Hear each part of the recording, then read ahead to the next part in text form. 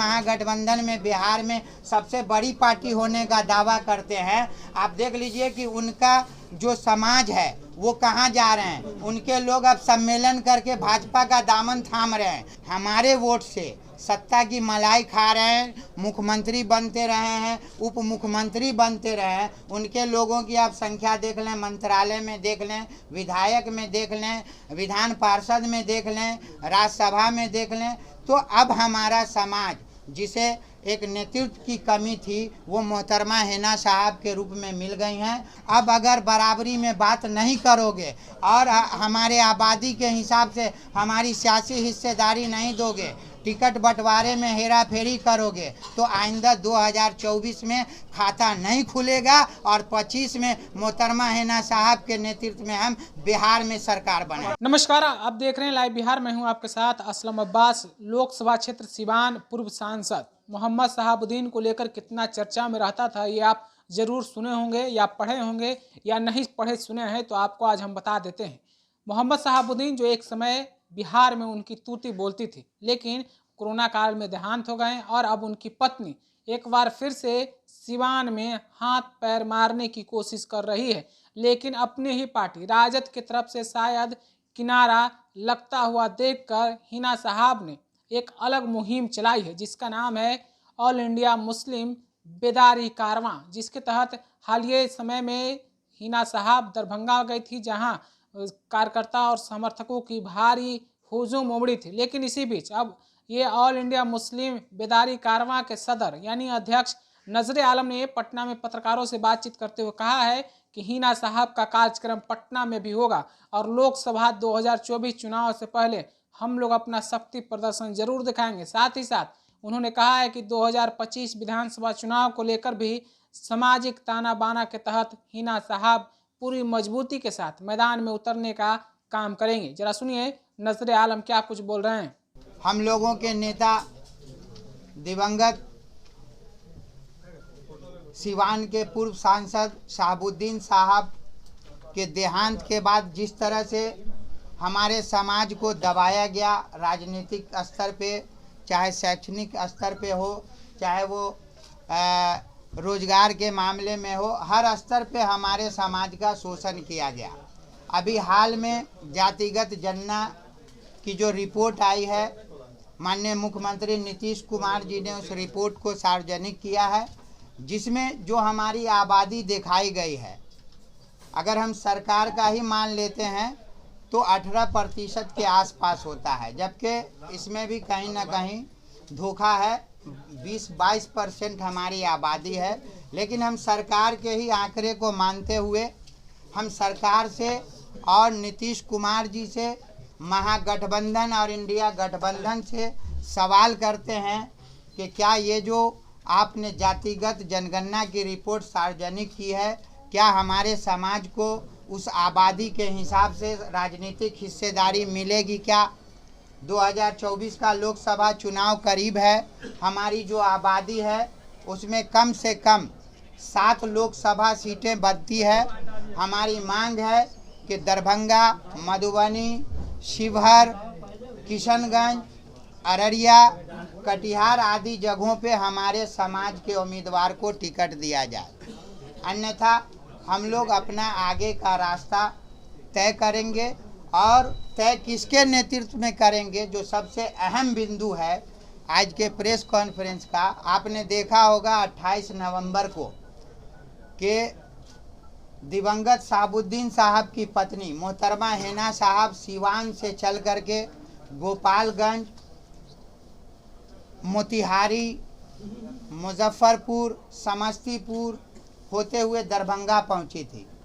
हज़ारों गाड़ियों का काफिला था और बिहार के लोगों ने जिस तरह से उन्हें प्यार दिया, मोहब्बत दिया, हम लोगों ने भी उनको अपना नेता स्वीकार किया है और उनके नेतृत्व में 2024-2025 का चुनाव हम लोग उनके आदेश और उनके नेतृत्व में लड़ेंगे, देखेंगे और अपनी हिस्सेदारी की बात करेंगे। जल्द ही दरभंगा के बाद हम पटना राजधानी में अपने अधिकार की मांग करेंगे और वो मोहतरमा हिना साहब के नेतृत्व में करेंगे। और ये हम खुलेआम जो भी तथाकथित सेकुलर पार्टियां हैं जिन्हें हमने थोक में वोट दिया और जितनी तादाद में हमारे लोगों को असेंबली जाना चाहिए, पार्लियामेंट जाना चाहिए, वो नहीं गए। जिस पार्टी के जिस समुदाय के नेता हैं वो सिर्फ अपने समुदाय के लोगों को असेंबली और पार्लियामेंट भेज रहे हैं। लेकिन अब चूँकि लगातार हमारे समाज का शोषण हो रहा है, चाहे वो शैक्षणिक स्तर पे हो, सामाजिक हो, सियासी हो, हम इसे बर्दाश्त नहीं करेंगे।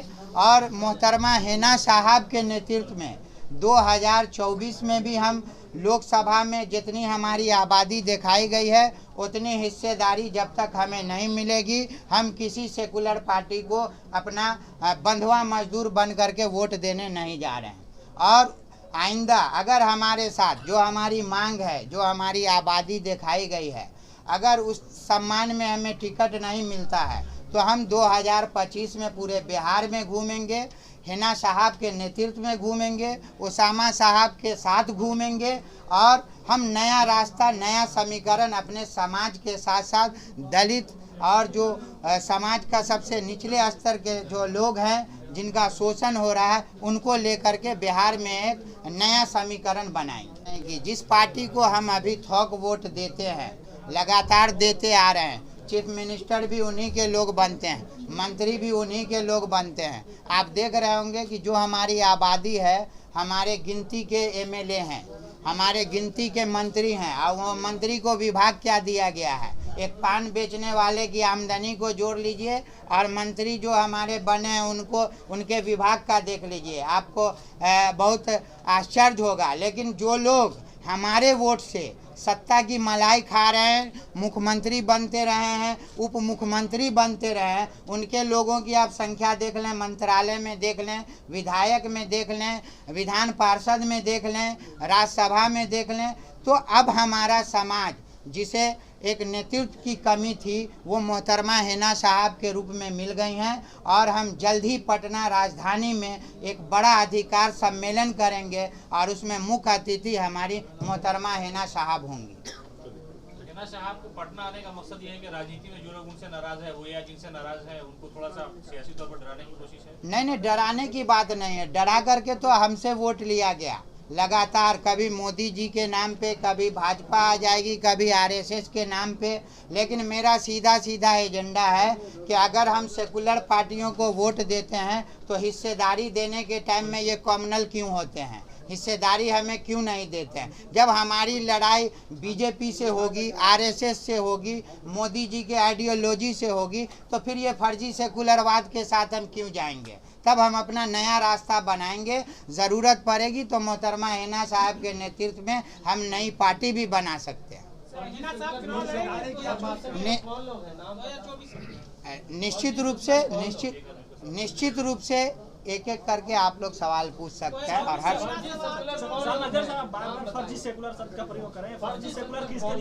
फर्जी सेकुलर आप देख लीजिए, हमारे नौजवानों की मॉब लिंचिंग होती है और जिस पार्टी को हम वोट देते हैं वो इसलिए नहीं बोलते हैं कि उसका समाज नाराज हो जाएगा, तो यही तो फर्जी सेकुलर है ना। उसामा साहब या शहाबुद्दीन साहब की जो आप पूरी सियासत देख लें, वो किसी एक समुदाय के नेता नहीं थे और न नेत्री हिना साहब किसी एक समुदाय की नेत्री हैं। आपने देखा होगा कि जब पहला टोल प्लाजा पार की तो 1700 गाड़ी था और उसके बाद और गाड़ी बढ़ती गई। ये सिर्फ एक समुदाय के लोग नहीं थे, पूरा बिहार परिवार है। और मैं आपको आपके चैनल पे ये एकदम डंके की चोट पे कहना चाहता हूँ कि हम बिहार को एक नया नेतृत्व देंगे और मोहतरमा हिना साहब का नेतृत्व देंगे और सभी समाज जिसको ये लोग शोषण करते हैं, मोदी जी का डर दिखाते हैं, जिस समाज को मंदिर में जाने का अधिकार नहीं है, जैसे लोग जो बराबरी में बैठ नहीं सकते, हम उस समाज को लेकर के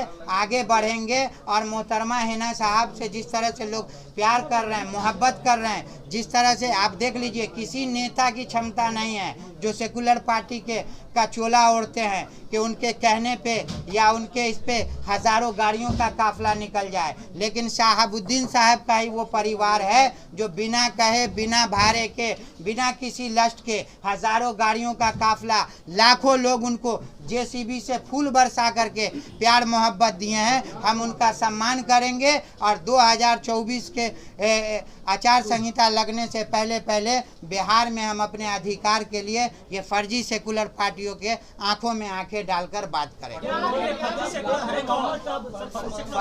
फर्जी सेकुलर कहने की जरूरत है। अल्पसंख्यक नहीं, लालू प्रसाद को मैं या जदयू को या कांग्रेस को मैं व्यक्तिगत रूप से टारगेट नहीं करने बैठा हूं, लेकिन आप मीडिया के भाइयों को अच्छी तरह से मालूम है कि हमारे समाज ने थोक वोट किसे दिया है। आने वाले समय में उस फर्जी सेकुलर पार्टियों का चेहरा भी बेनकाब होगा और ये मोहतरमा हिना साहब के नेतृत्व में होगा। ये जो चीफ मिनिस्टर बनते हैं, आप देख लीजिए, आप सर्वे देख लीजिए या वोट प्रतिशत देख लीजिए, जो आज के डेट में महागठबंधन में बिहार में सबसे बड़ी पार्टी होने का दावा करते हैं, आप देख लीजिए कि उनका जो समाज है वो कहाँ जा रहे हैं। उनके लोग अब सम्मेलन करके भाजपा का दामन थाम रहे हैं, लेकिन हमारे लोग आज भी सेकुलर हैं और संविधान को बचाने की लड़ाई लड़ रहे हैं। लेकिन हमारे लोगों की हत्या होती है, मॉब लिंचिंग होती है। यही एक नेता जाते हैं गोपालगंज में और वो हमारे साहब परिवार के यहाँ जाने से कतराते हैं, तो उनको भी मैं चेताना चाहता हूँ कि आपने बहुत सत्ता का हलवा खाया है। अब अगर बराबरी में बात नहीं करोगे और हमारे आबादी के हिसाब से हमारी सियासी हिस्सेदारी नहीं दोगे, टिकट बंटवारे में हेरा फेरी करोगे, तो आइंदा 2024 में खाता नहीं खुलेगा और 25 में मोहतरमा हिना साहब के नेतृत्व में हम बिहार में सरकार बनाएंगे। तो अभी आपने नजर आलम को सुना है, जो ऑल इंडिया मुस्लिम बेदारी कारवां के अध्यक्ष हैं। उन्होंने साफ साफ कहा है कि हिना साहब इस बार भी चुनावी मैदान में होंगे। हालांकि स्पष्ट और साफ अल्फाजों में उन्होंने कुछ नहीं कहा है कि सिवान से चुनाव लड़ेंगे या फिर लड़ेंगे तो कौन सी पार्टी होगी। हालांकि उनकी अपनी पार्टी राजद, जिससे वो 3 बार चुनाव हार चुके हैं, क्या उसी पार्टी से फिर इस बार चुनावी मैदान में होंगे या फिर प्रेशर पॉलिटिक्स की बात हो रही है। इन तमाम तरह के सवालों का जवाब उन्होंने क्या कुछ दिया है आपने खुद सुना है। आप अपनी राय क्या रखते हैं हिना साहब को लेकर? क्या ये सचमुच में मुस्लिम प्रेशर पॉलिटिक्स है या फिर कहें कि MY जो लालू यादव का समीकरण था उसमें से M को लेकर हिना साहब पूरे बिहार में एक इमोशनल कार्ड खेलना चाहती हैं? आप अपनी राय क्या रखते हैं हमें जरूर कमेंट के रूप में बताइएगा। तब तक के लिए बने रहिए लाइव बिहार के साथ।